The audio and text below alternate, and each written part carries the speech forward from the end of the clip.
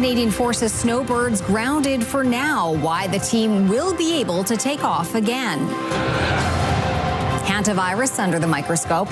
What local researchers are hoping to learn from their work. And a partnership in the province. What an agreement between the U of S and the City of Prince Albert could mean. This is CTV News with Chantel Saunders. Good evening. We begin tonight in Moose Jaw with the Snowbirds. This summer is your last chance to see the Canadian icons for now. After this season, the Canadian Forces Snowbirds will be grounding their iconic Tudor jets for good. But the team will return in the early 2030s in a new aircraft known as a turboprop. Wayne Mantika has the details from today's announcement. The Snowbirds have been an iconic Canadian symbol for 55 years. Now the federal government says it's time to retire the aging Tudor jets, but it will take until the early 2030s for new aircraft to arrive. Until then, the Snowbirds will be grounded after the summer airshow season. This is a significant moment, and it is an emotional one because of the extraordinary connection that this team has built with Canadians over more than 5.5 decades. In 2020, the federal government invested $30 million to keep the planes flying for another decade. However, the military blames engineering challenges for retiring the aircraft early. The planes literally had come to the end of their lives. They were unique in many respects. They didn't have the parts and other things to safely fly. So the Snowbirds will continue, and new planes are being commissioned. The replacement aircraft won't be jets. The Pilatus PC-21 turboprop is already in service with Australia's air demonstration team. It's marginally slower in the air and lacks the roar of jet engines, but can deliver a performance to thrill airshow crowds. We need to work with the manufacturer. We need to make sure that we receive them in graduated form. It will take some time for them to roll off the production line, but we're moving as quickly as we possibly can. The new air demonstration team will retain the Snowbirds name, and the federal government is providing assurances that Moose Jaw will remain the home base. Wayne Mantika, CTV News, Moose Jaw.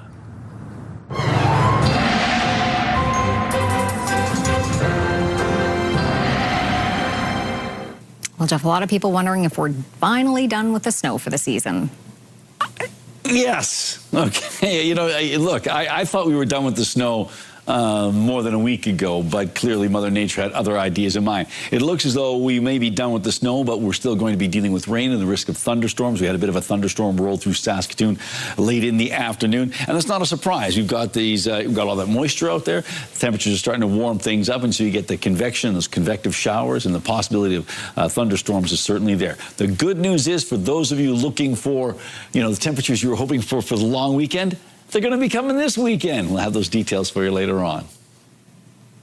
Members of the Saskatoon Police Service's Hate Crime Unit are investigating damage caused to a church over the weekend. At about 10 o'clock Saturday morning, a man was seen striking a gas line with an axe outside Westside Pentecostal Church in the 3400 block of Fairlight Drive. He did not succeed in severing the line and had left by the time police arrived. The church's pastor calls the situation disappointing, but says he doesn't know who the man was or why he did it.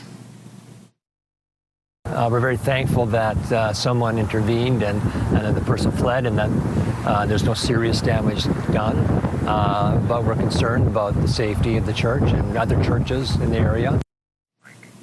The man is described as being 25 to 35 years old with a dark goatee. He was wearing a black jacket with a hood and gray sweatpants. Anyone who knows anything about the suspect is asked to contact police. Members of Saskatoon's Guns and Gangs unit are investigating after shots were fired at two homes in the city. The shooting happened just before 7 o'clock Saturday morning. Police say an unknown person shot at the front door of a home in the 2500 block of Melrose Avenue in the Avalon neighborhood.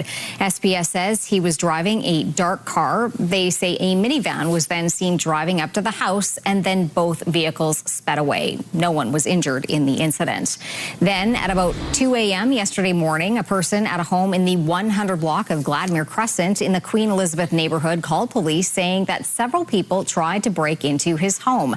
No one was injured, but police say several bullets had been fired at the house and that the door was broken. It's not believed the two incidents are connected.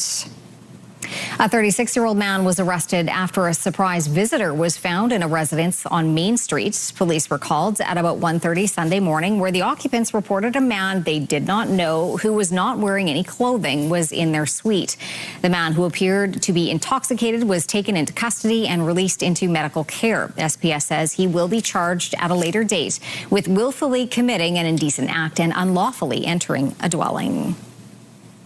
The body of a missing Ontario teenager has been found in northern Saskatchewan. 16-year-old Josiah Webb Long from Brampton, Ontario, last spoke to his family a year ago on May 16th. RCMP say Webb Long was living in Pelican Narrows, a remote community in northern Saskatchewan. His body was found during a planned search on Wednesday. Investigators are treating the case as a homicide. RCMP say because this is an active investigation in its preliminary stage, it cannot share any more details like what the teen was doing in Pelican Narrows. Anyone with information about the case is asked to contact police. An alleged Saskatoon drug dealer is petitioning the court asking for the return of property seized by police. Mohammed Osman was in court last month requesting an order that would allow the province to sell personal property seized during his arrest be overturned. He had a chance to get his things back, but was in jail at the time, so he missed the 10-day window. He was arrested October 6th of 2024 after police raided his home on Polachenko Lane. It's not clear what property he is hoping to get back, but there were 7 vehicles seized during the operation. A Saskatchewan man who withheld his daughter for nearly 100 days to keep her from getting a COVID-19 vaccine has had his appeal dismissed. Michael Gordon Jackson was looking to appeal his 2024 conviction and sentence for violating a custody order in 2022. Jackson argued his conviction was a miscarriage of justice and that his actions were for his daughter's protection.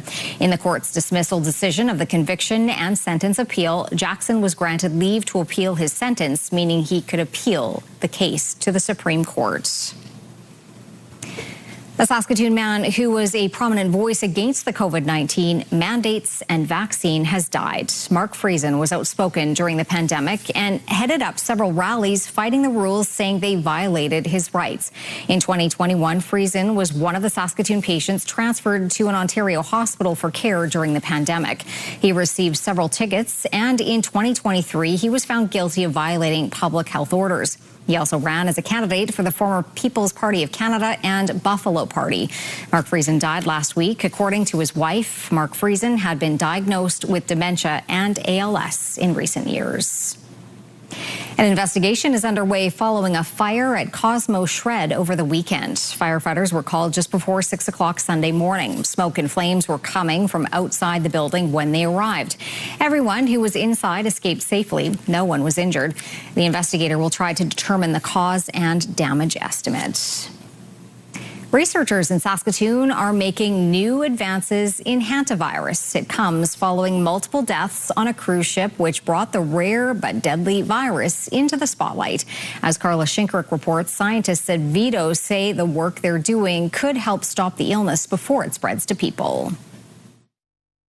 It is of interest to people. Researchers at the University of Saskatchewan Vaccine and Infectious Disease Organization, or VITO, are studying hantavirus seen in Canada called sin nombre virus, which spreads primarily through contact with infected rodent droppings or contaminated dust. And while it's rare, it carries a fatality rate of up to 40%. Researchers are launching one of only a few deer mouse colonies in North America dedicated to studying the virus. That can give us an insight maybe into the immune response and what's going on during that infection that leads to disease, and give us potential targets for therapies and treatments.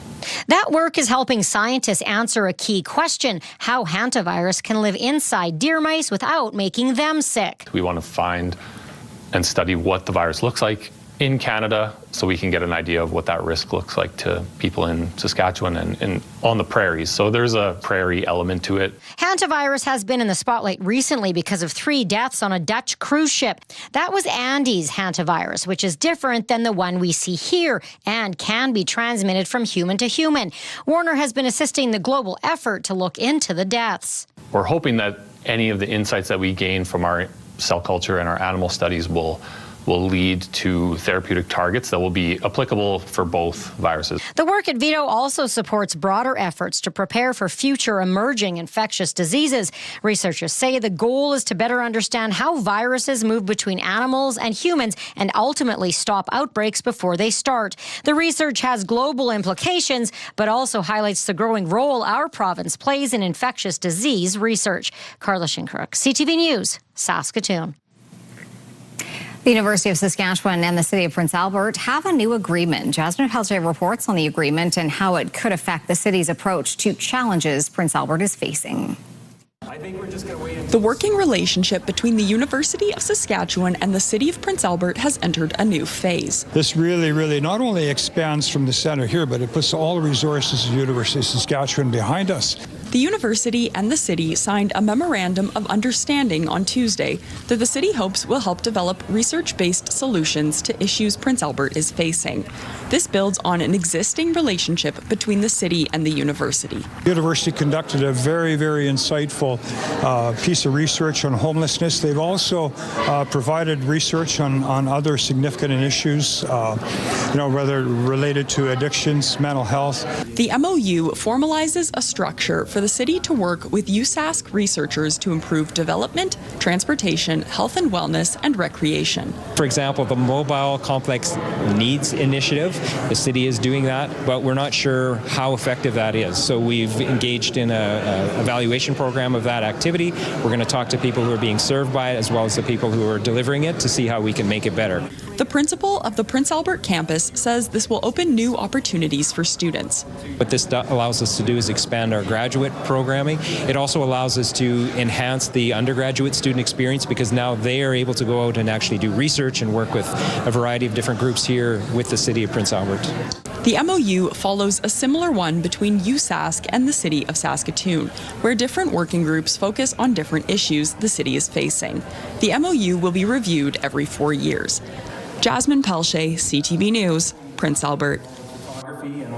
For the first time since becoming leader of the federal NDP party, Ave Lewis made a stop in Saskatoon. A large crowd gathered at the Roxy Theatre Saturday to hear the new leader's remarks and plans for the party.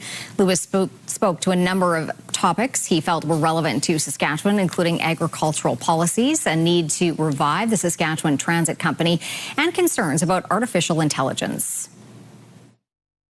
We're calling for a pause on the build-out of AI data centers until we have some guardrails and regulation on the surveillance of big tech in our lives and the extraction of our local energy and water and putting data centers in our neighborhoods. Bell Canada is currently planning to build an AI data center outside of Regina. Bell is the parent company of CTV News.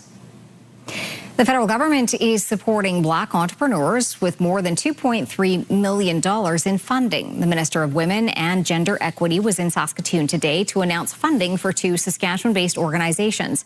The Black Professionals and Entrepreneurs of Saskatchewan, Inc. will expand access to training opportunities and advanced digital skills. The organization will get $1.4 million. The Coalition of Black Small and Medium Enterprises will provide training, mentorship, and networking opportunities to scale up their businesses. The coalition is getting $925,000 in federal funding. Still to come, how today's Snowbirds announcement is going over in Moose Jaw, and the cost of living still rising. What's costing consumers more?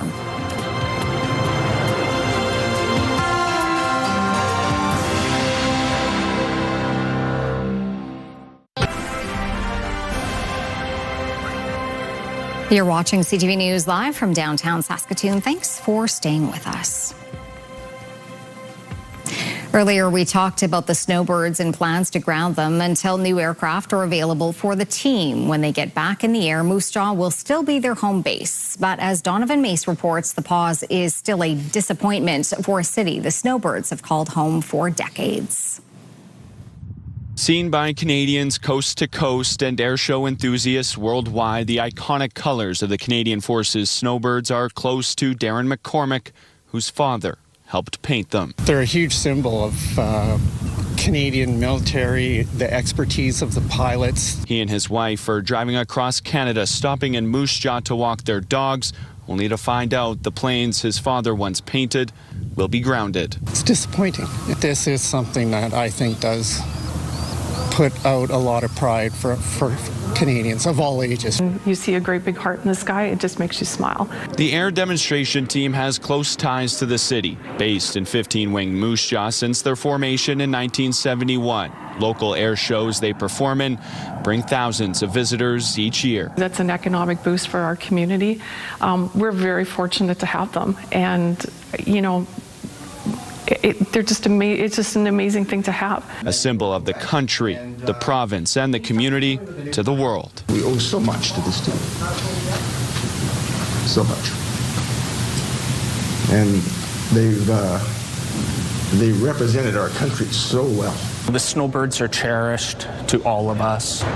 They are part of our fabric, especially for our community. While the grounding is only temporary, McCormick can't wait to see those colors in the air once again. The markings, the flag, the maple leaf, all of that is Canadian, like the colors, the heightened Canada's image around the world. The Snowbirds will have their 55th anniversary hometown air show in July. It'll mark the team's last local show before the switch, meaning it could be one of its biggest yet. Donovan May, CTV News, Moose Jaw. The latest inflation numbers show the cost of living is continuing to increase. In particular, the soaring price at the pump and the oil shock driving the overall number higher. John Venavalley-Rao has the latest snapshot of prices.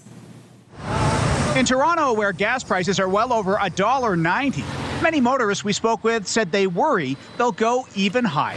Absolutely ridiculous. I wish I had more to say, but it's just honestly, it's too much. It's crazy. In my own vehicle, I noticed that I don't drive as much. And the latest headline inflation number, driven largely by the soaring cost of energy. Last month up 19% compared to a year ago. Gasoline up 28% because of the closure of the Strait of Hormuz and the switch over to a more expensive summer blend of gas. The bottom line is, we've got oil prices that are nearly double where they were at the beginning of the year. Groceries were also more expensive, though food inflation, which was 4% in March, eased to 3.5% in April, with Statistics Canada noting the pace of price hikes eased for grocery items such as fresh vegetables, chicken, coffee, and tea. Still, many continue to struggle at the checkout counter. I'm always scouring like the discount apps or, the discount aisle kind of thing and, trying to save $1 where I can. Rents were also up, but at a slower pace, rising 3.6% year over year. And some items were on the decline, including travel tours. Experts think the higher fuel costs just haven't filtered into the price of many items. But some also believe higher energy costs may actually be pushing down prices elsewhere as consumers spend less. Because of those higher fuel costs, people have less money to spend on other things. So prices are easing in other areas. Meanwhile, economists say with inflation outside of gas and food prices relatively tame, it'll take pressure off of the Bank of Canada to raise interest rates. John Venavalley-Rao, CTV News, Toronto. The Prime Minister is downplaying a U.S. decision to pause a bilateral defense board that has been in place since 1940. I mean, it has a long heritage, but I wouldn't overplay the importance of this. Where we have many aspects of very close defense cooperation with the United States, as you know, our closest defense cooperation. I'll give you the example of NORAD, and also put this in context of enormous investments that we're making in NORAD. The Joint Board on Defense was established as an advisory body for American-Canadian defense cooperation. It last met in 2024. The U.S. says Canada has failed to make credible progress on its defense commitments, and Washington can no longer avoid the gaps between rhetoric and reality. Today, Mark Carney vowed to continue increasing defense spending and said Canada will step up in critical areas such as support for Ukraine. Canadians are being advised not to travel to an eastern province in the Democratic Republic of Congo that has been hit hard by a rare type of Ebola. At least 134 suspected deaths and more than 500 cases have been reported for the strain that does not have approved treatments or vaccines. The World Health Organization is concerned about the scale and speed of the outbreak, which has been declared a public health emergency requiring an international response. The virus is also in urban areas, raising fears of further spread. threat, but to the risk of Canada right now, it's very low. The Public Health Agency of Canada says there are no currently any specific travel-related measures for Ebola at our borders. But with the World Cup starting soon, the agency is conducting a rapid assessment of the overall risk to Canadians. There has never been an imported case of Ebola in the country, and currently no cases in North America. All right, Jeff, peeking ahead to the forecast, I think a lot of people are going to be happy. I think so, too, if they like hot temperatures, because there are some hot temperatures in the forecast, particularly as we head into the weekend and the early part of next week. But let's check in with the here and now. We're going to start off with our current temperatures. It's 12 degrees in Saskatoon, 16 in Prince Albert, and 17 in the Battleffords, and a little breezier in Prince Albert than it is in Saskatoon and the Battleffords. Now, we did have a bit of a thunderstorm around 5 o'clock or thereabouts in Saskatoon. Didn't last long, didn't add up to a lot, and that's typical of this time of year. As the convective heat, we get some showers, and the risk of a thunderstorm is certainly there. 15 degrees for a daytime high. That is about 4 degrees below the seasonal average of 1932, though. That was the record set in 1954. -5, the record temperature from 1892, so that's long-standing. And we have ourselves the sunrise information there. Came up at 5:06. It's going to go down at 9:01. Coming up, a yearly tradition returns to the ice. The tournament played in honor of a hockey legend that now inspires current and future generations.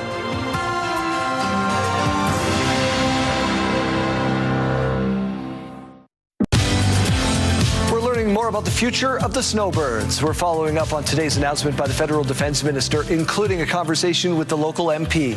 Join us. All right, welcome back. Taking a look through the live lens of Skycam. It's just beautiful out right now. And as I mentioned, we had a bit of a thunderstorm in the Saskatoon area about an hour ago, but it doesn't really add up to much. And so we've got ourselves a pretty nice evening shaping up. It's been a bit of cool today, only because of the wind. It was a bit breezy at times, but things are looking good. Let's take a look at our satellite and radar shot here. So scattered showers, you know, we've got the convective energy that I mentioned, the daytime heating, these pop-up showers and thunderstorms, or at least potential thunderstorms, and we certainly had one here. And that's going to continue to migrate this way, but as the evening goes along, things cool off, and the potential for those showers is less and less and less. Let's take a look and see, just to recap our temperatures: 12 in Saskatoon, 16 in Prince Albert, and 17 in the Battlefords. On to our hotspot. That was Buffalo Narrows at 19 degrees. Key Lake, the cold spot, at a chilly -8 degrees. Currently, it is 17 degrees in Lloydminster, 16 in Swift Current, 15 in Moose Jaw, 14 in Regina, 12 in Yorkton, and 11 in Estevan. In central parts of the province, temperatures ranging from 12 degrees here in Saskatoon and Spiritwood up to 18. That's in Kindersley. A lot of locations in and around that 13 or 14 degree mark. 16 degrees in Rosetown and Meadow Lake right now. Let's take a look and see what's going on up north. 16 degrees as well in Stony Rapids, 12 in Collins Bay, 17 in Key Lake, 18 in Buffalo Narrows, just 10 degrees in La Ronge. I suspect they've had some rain in the area. 14 in Sandy Bay, Island Falls. And down south, double-digit temperatures everywhere, but just barely into the double digits there. Broadview and Carlisle at 11 degrees, but it warms up to 16 degrees in both Maple Creek and Elbow, 17 in Coronach, 15 in Outlook. On to our future cast. Well, as you can see, we still anticipate some potential daytime storms showing up, but there's a bit of a low showing up. It's going to sort of develop tomorrow afternoon, and part of it will push some of this more inclement weather into the eastern or the western side of the province and sort of swirling up around Regina. So there's a possibility of a chance of a thunderstorm down in the Queen City tomorrow. A mix of sky conditions for northern Saskatchewan. For the most part, temperatures in the high teens, mid-teens for Buffalo Narrows, about a 30% chance of showers in Key Lake. A better chance of showers in Kindersley, 12 degrees tomorrow, 18 in Meadow Lake, 19 in Spiritwood, 15 in Rosetown, 13 degrees for Maple Creek and Leader, about a 60% chance of showers in Maple Creek with a risk of a thunderstorm, about a 30% chance of showers in Leader, 13 in Swift Current, and 17 in Outlook. Temperatures in the high teens for southeastern Saskatchewan. Moose Jaw anticipating a better chance of showers and a risk of a thunderstorm than Regina. And so as we make our way into east central Saskatchewan, temperatures for the most part around 19 degrees with a mix of sky conditions on a Wednesday. The Battleford's dropping down to 5 degrees tonight. Earlier this evening, before midnight, a 60% chance of showers, a risk of a thunderstorm, but cloudy skies tomorrow, a high of 16, a bit on the breezy side. 20 degrees on Thursday. Thursday, so above seasonal temperatures on Thursday and staying that way right into next week. Look at that, 29 degrees by Monday. For Prince Albert, an overnight temperature of 3 degrees, a slight chance of showers and a risk of a thunderstorm earlier this evening, and then mainly cloudy conditions for Wednesday. 21 degrees, staying at 21 for Thursday and Friday, 23 on Saturday, 26 on Sunday, 29 on Monday, and even warmer on Tuesday with an expected high of 30.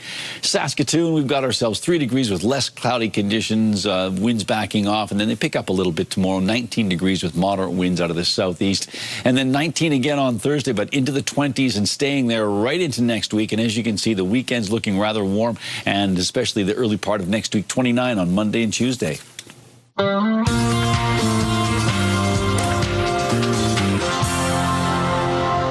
Willing to fight for it. Yes, sir. Ready whenever you are, Michael. Michael, the biopic telling the story of the rise of the King of Pop, was back on the top of the weekend box office with $26.1 million U.S. in ticket sales across North America. The Devil Wears Prada 2 slipped into second place with $18 million. And the psychological horror flick Obsession debuted in third with $16.1 million.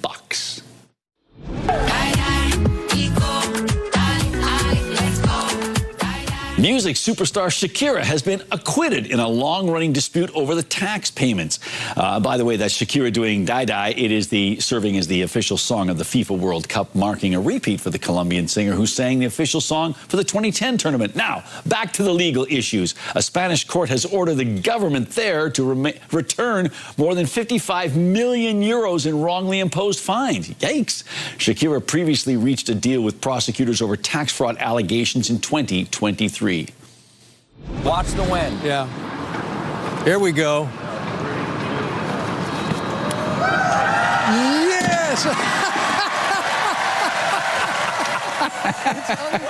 Stephen Colbert is having some fun at the expense of CBS and parent company Paramount in his final days of hosting The Late Show. Last Thursday, he had the help of David Letterman. This week, his guests include Jon Stewart, Steven Spielberg, and Bruce Springsteen. Guests for Thursday's finale haven't been announced yet. I'm putting my money on George Clooney, who was Colbert's very first guest on The Late Show. We'll have to wait and see. A lot of eyeballs watching, though. All right, many people looking forward to a decent forecast this weekend, and for good reason. Especially if you're going to be out walking. Joining us today are Tanya and Miriam, and we're talking about the secret 3K. Well, it won't be a secret in a couple of seconds because we're going to get some details on this. So, Tanya, the secret 3K, what is it? We are having a fun run or walk, only 3 kilometers. Very family friendly, easy for everyone to do, to raise funds and awareness for 30 Birds Canada. And why do we call it a secret 3K? Well, because it was a secret. It was inspired by a girl who ran a secret marathon in Afghanistan because she couldn't run publicly. Okay, fair enough then. Now, this is in support of a group called 30 Birds. So, Miriam, what is 30 Birds? 30 Birds is a big community that helps us, like actually the peoples, the girls that we are here, and they are supporting us, uplifting us to get more, improve us, and get empowered. And this run is by 30 Birds that it's uplifting us, and also this is more than a run because it's we are just want to inspire other girls and get more peoples to help us and donate for the girls that they can run. How do people get involved, Tanya? You can find us on our socials. You can look us up on Race Roster, Secret 3K, and sign up. You can run a virtual run. And if you can't make it out, you can just donate. All right, Jeff, time for Pick of the Day. Something tells me they're weather related today. Yes, they're all weather related. We're going to start with the here and now, or just a little while ago. We got this one in from Erica. We just had a downpour and this beautiful rainbow appeared afterwards. Enjoy. So there you go. That was, I think, just outside of Saskatoon. Laura sends us this one. Laura says, tiptoe through the tulips and the snow on a bright spring day in May. Laura adds the photo was taken on Saturday at our home near Fulda. Arden sends us a picture. Arden tells us this collage is from October long weekend 2025, and on the right it's the May long weekend 2026 from my front steps in Birkdale. So thanks for that. Compare and contrast, mostly just compare. And finally from Wendy at Cattail Creek Farm near Lanigan, Wendy writes, can't go seeding this weekend, heading to the lake.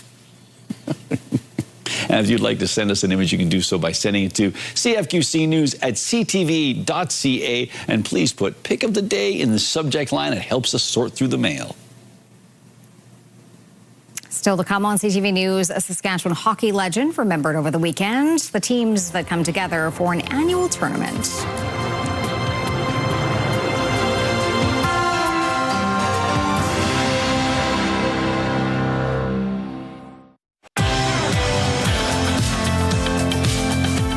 Your Morning Minute, presented by Sound Impressions Hearing Center.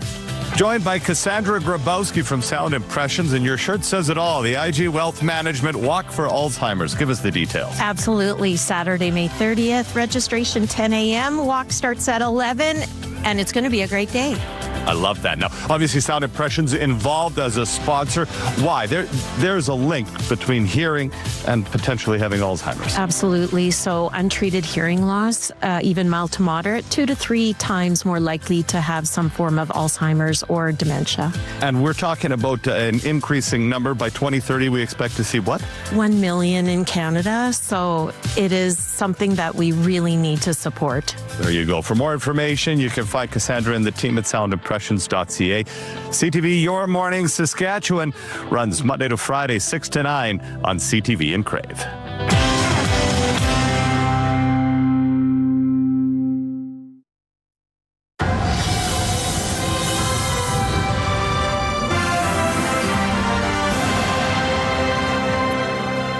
Another May-long tradition took to the ice in Saskatoon over the weekend. Keenan Sorokon took in the 10th annual Fred Saskatoomus Chief Thunderstick National Hockey Championship. If you would have told Neil Saskatoomus what the Fred Saskatoomus Chief Thunderstick National Championship would grow to become when the idea was floated around years ago, he wouldn't believe you. Taking in the 4-day National Championship hockey event for First Nations across the country, Saskatoomus knows his father would be proud. To always come home and always be a leader for your people and do what people did for you, for little kids. So that's my dad, but he'd be so proud today. Fred Saskatoomus is remembered as the first treaty Indigenous person to play in the NHL. When he suited up for the Chicago Blackhawks in 1953, he spent much of his life advocating for youth sports and getting together. Community was important to Saskatoomus, who died during the pandemic and wasn't able to see the spectacle the event has become. It's huge. Like the city of Saskatoon doesn't realize how big this is. They don't, but the hotels do. And this is the largest event Merle Spelster has. Gathering an estimated 15,000 visitors throughout the weekend, 40 teams come here from faraway places, the Arctic, the East Coast, and many remote places in between. Jean-Luc Hervieux was playing in his 5th Freddy. The team from Pissamit drives 8 hours south to Montreal before flying to Saskatoon. But no matter the difficulties and cost to get here, it's the only place they'd spend their May-long weekend. It means a lot to us, especially me. It means everything. We have a good time every year here. That's our favorite weekend. The Chief Thunderstick Championship has become a hockey pilgrimage. Keenan Sorokon, CTV News, Saskatoon. When we come back, teaching gymnastics techniques, a new initiative to teach youth. And later, a Saskatoon woman celebrating a special birthday.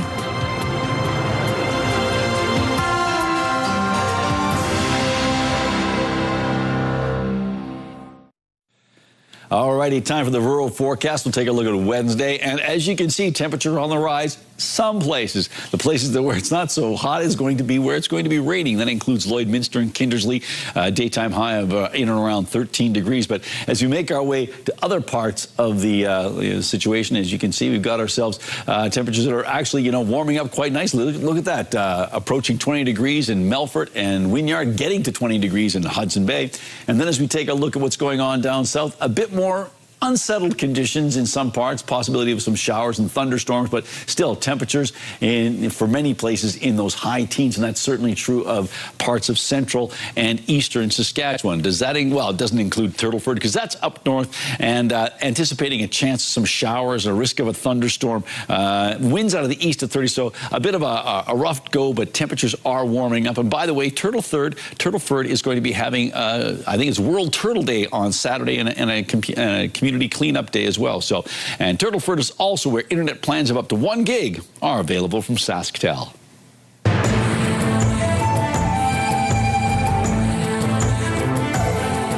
Greetings, everyone. Gymnastics are not a part of the North American Indigenous Games, but one Regina group is working to someday make it a reality. Warrior Movement Athletics is working to get Indigenous children connected with the sport of gymnastics by offering a culturally grounded program, building confidence and healthy lifestyles for the next generation. These young learners are getting their first taste of gymnastics thanks to a new program intended to remove barriers and get Indigenous youth into the sport quicker. Chelsea Reset is the coordinator of Warrior Movement Athletics and knows firsthand the obstacles Indigenous athletes can face in gymnastics. It was a little bit lonely. I mean, yeah, I had friends, but I kind of wanted to be among my peers, and gymnastics is a very expensive sport. So I know, not everybody can afford that. Conversations with the Amazing Adventure Gym started 6 months ago.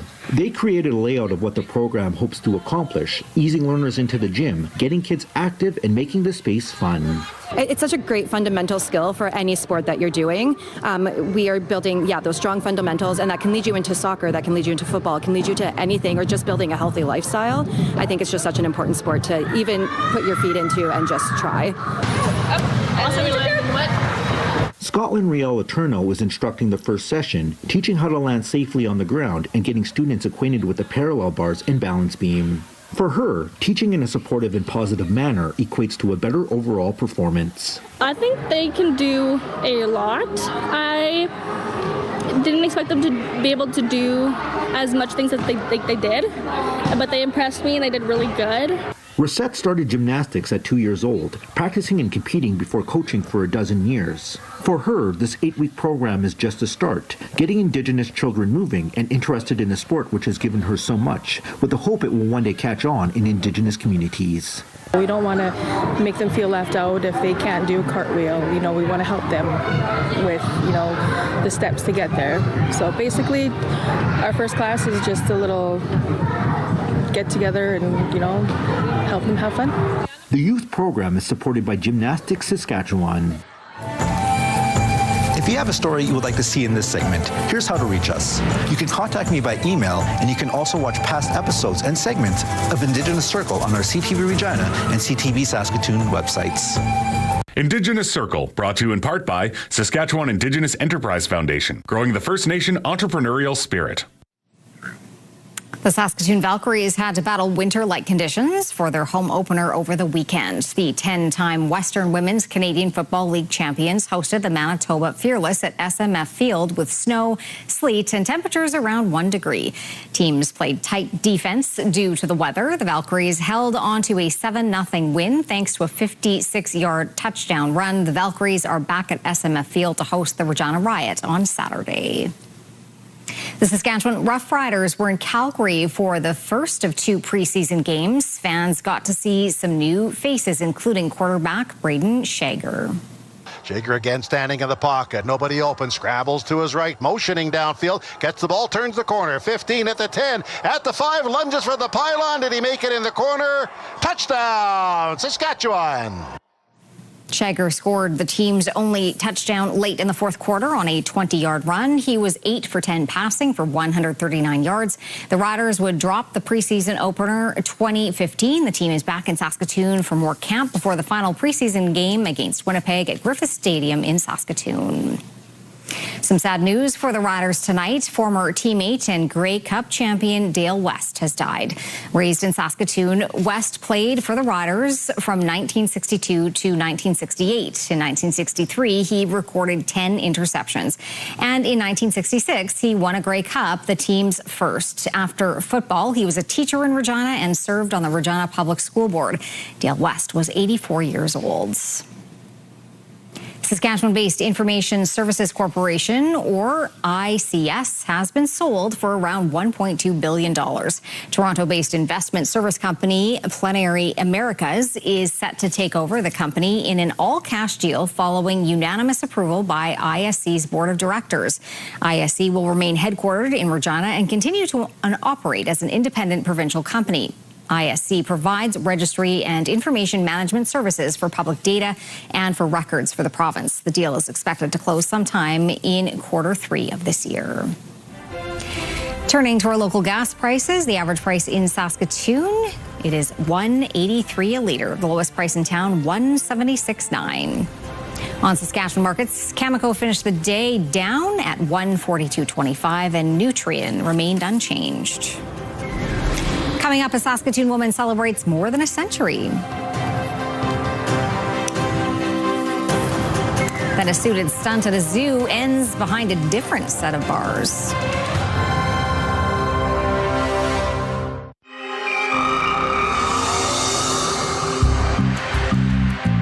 Hey there, it's Derek Chesney here at the Saskatoon Crime Stoppers. This week on Crime Stoppers Unmasked, we're needing your assistance for any information to an unsolved homicide that took place in May of 1962. On the evening of May 18th, 1962, 23-year-old Alexandra Vivchark was last seen leaving her home in City Park before stopping at a nearby drugstore and taking a walk by the river. She was reported missing the next day after not showing up for her evening shift at City Hospital or returning to her residence. 13 days later, on May 31st, Alexandra's remains were found along the riverbank near where she had been last seen. Her skull was fractured and she had been sexually assaulted before being partially buried. The investigation into this historical homicide remains open and police maintain contact with Alexandra's family. The service has interviewed over 600 people and have followed countless leads throughout the years. At present, investigators have employed new technology, including recent advancements in DNA testing, and continue the investigation. To date, Alexandra's murder remains unsolved. Investigators believe that members of the public may have information helpful in solving the case. Do you have any information about this crime? If so, please give us a call at 1-800-222-8477 or leave a tip online at SaskatoonCrimeStoppers.com. Saskatoon Crime Stoppers, do your part to stop crime in our community.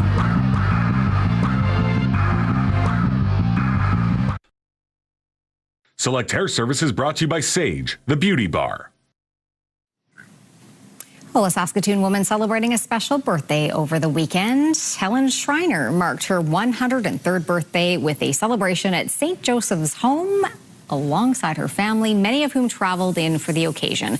Schreiner's eldest daughter says the family gets together to celebrate the occasion every year. Schreiner spoke with CTV and shared some wisdom for the next generation. To look after themselves, try and be nice to people, respect a lot of people, and get along with them and so on. That's great advice. And travel. When they get to the age they travel, they can as much as they can. Schreiner added that she's traveled all over Canada, with Vancouver and Victoria being particular highlights. And you had wished Helen a happy birthday last weekend. Yes, we did. Last week as well. So absolutely. So happy birthday. Indeed. Looked like a fun party. All right, a bizarre stunt at a zoo in Japan. Take a look at this. It's video from the zoo showing a person jumping into an enclosure full of monkeys. They did it while wearing a bizarre costume with a big, goofy, smiling head. But officials not smiling. They say 2 Americans who deny the allegations were arrested following the stunt, which happened to take place in the enclosure housing the internet famous Punch the Monkey. So there you go. Okay. There's something there. But all right, well, Enjoy your time in the Iron Bar Hotel. Yeah, exactly. Okay. We're enjoying the forecast. We are. Temperatures are looking pretty good. We'll take a quick look at tomorrow. Temperatures getting up to about 19 degrees tomorrow. Mainly cloudy skies by 5 o'clock. So a not bad day. A little breezy at times. We'll take it. Okay. The weekend is coming. That's right. Thanks for watching. Have a good night.